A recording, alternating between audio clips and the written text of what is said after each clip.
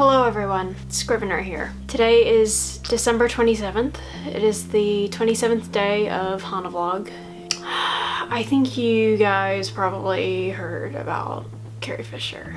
Last Friday, Carrie Fisher was on a flight from London to LAX and she had a heart attack. And Sunday, her mom, Debbie Reynolds, said that she was in a stable condition. And I think that is probably what made it so difficult to hear that this morning she died. I got a notification from Twitter and I took a break from work and I cried.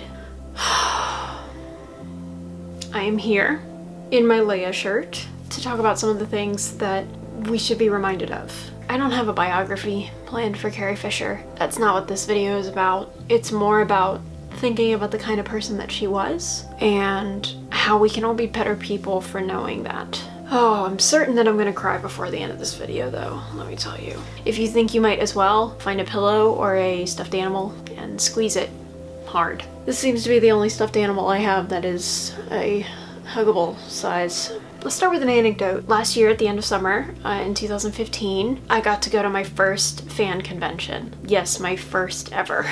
It was a mid-grade con. There's some really famous people there, but Carrie Fisher was by far the most famous person who attended that con. She was also the only panel that I attended. I thought that I would get the kind of amicable celebrity experience that most celebrities are able to cultivate with fans in a huge con setting. What I got was not what I expected at all. She was rambunctious and so brazenly confident in herself. She was very blunt about everything that she brought up. Somebody asked her what it was like to make the Blues Brothers, and she said, "I don't really remember much of what happened. I think they put something in the water."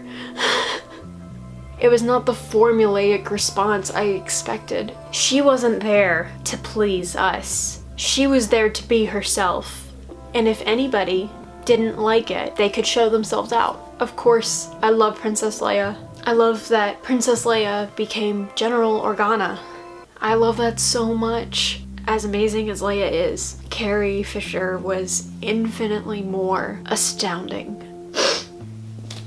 She spent so much of her time trying to destigmatize mental illness so that people with mental illness would seek treatment and know that they weren't alone and not feel ashamed of something that they couldn't control. I've read so many heartfelt things today about the impact that Carrie Fisher had on the world, and one of them was that someone who has bipolar disorder talked about how they had always felt so ashamed of it until Carrie Fisher talked about it.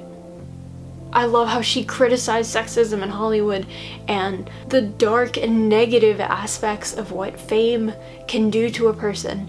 I love that she was so blunt about her drug addictions. I don't think that she was afraid of anything.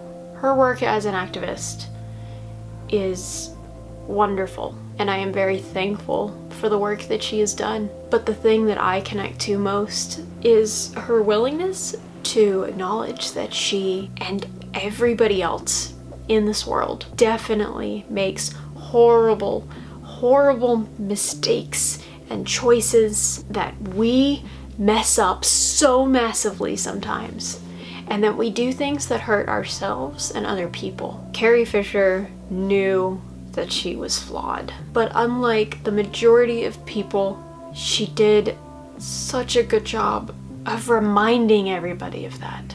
I've talked about this before during another very emotional video, that one of the ways that I make people comfortable is through jokes, and that I make fun of myself with my funny faces and my exaggerated reactions. And I do that because I know that the things that I talk about are hard. They're hard to deal with. And that's why I try to make people laugh, because it makes people feel more comfortable. It makes them more willing to listen. Sure, I use humor to hide sometimes from the gravitas of emotion, and I'm sure that Carrie Fisher did as well. She was very blunt about the fact that she didn't always want to feel everything. I love that she knew when to take life seriously, but what I love even more is that she knew that a lot of the time you shouldn't. That you should be willing to laugh at yourself, to acknowledge your flaws, to embarrass yourself, because that is how you grow a thicker skin.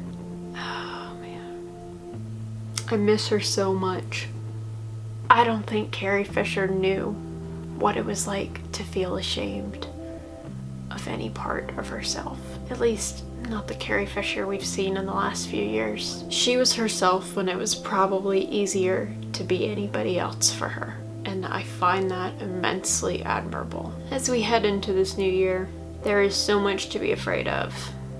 But I do want you to remember that she would have wanted us to fight and to speak up, to be ourselves, to love ourselves more, to remember that we have flaws, and to be a little more willing to laugh at ourselves. And while there will never be anybody else like her, she did want us to be a little bit more like her. And I think if I can even get a little bit close, then I think I will have done a good job. I know that this is incredibly disorganized, and it's not really the kind of punchy thing that I usually do. I have a feeling I'll be revisiting this topic eventually, but for now, I guess I just wanted to talk. Thanks for watching. Like this video if you miss her. Tell me in the comments what she meant to you. And subscribe to The Princess and the Scrivener for more videos on Disney, intersectional feminism, pop culture critiques, and more. The Princess will see you tomorrow.